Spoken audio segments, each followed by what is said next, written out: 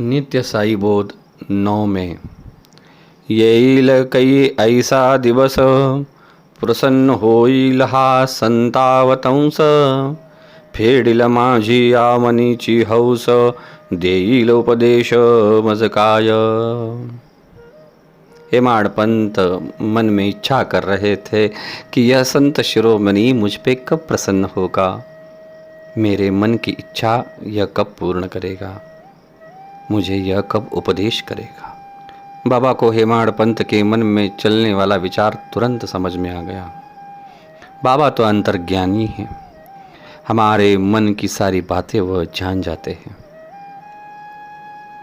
बाबा हेमाडपंत को कहते हैं, अरे उठ और उस श्यामा के पास जाकर 15 रुपए लेके आ, उसके पास थोड़ी देर बैठना, शांति से विश्राम करना, आप दोनों कुछ गोष्ठी करो और उसके बाद श्यामा जो भी दक्षिणा दे वह तुरंत तू लेके आ। बाबा की आज्ञा पाते ही हेमाडपंत तत्काल श्यामा के घर पहुँचे।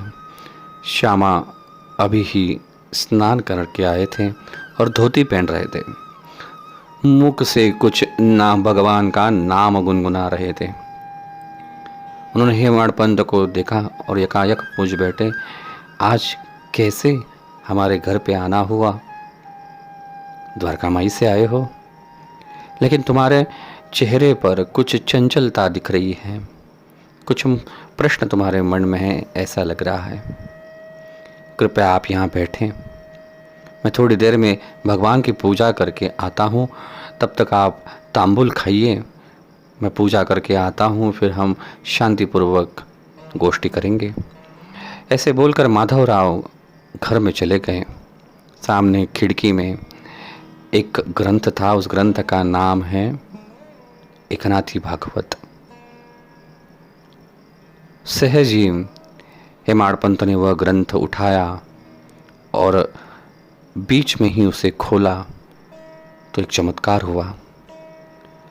हेमाडपंत हर रोज सुबह एकनाथी भागवत का पारायण करते हैं, लेकिन आज अपनी साधना को खंडित करके बीच में ही छोड़ के चले गए।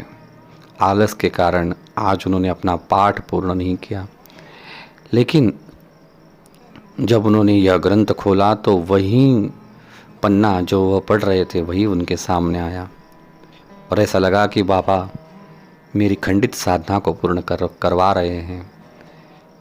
फिर हेमाडपंत वही एकनाथी भागवत का पाठ करने लगे। तब तक श्यामा भगवान की पूजा करके आए।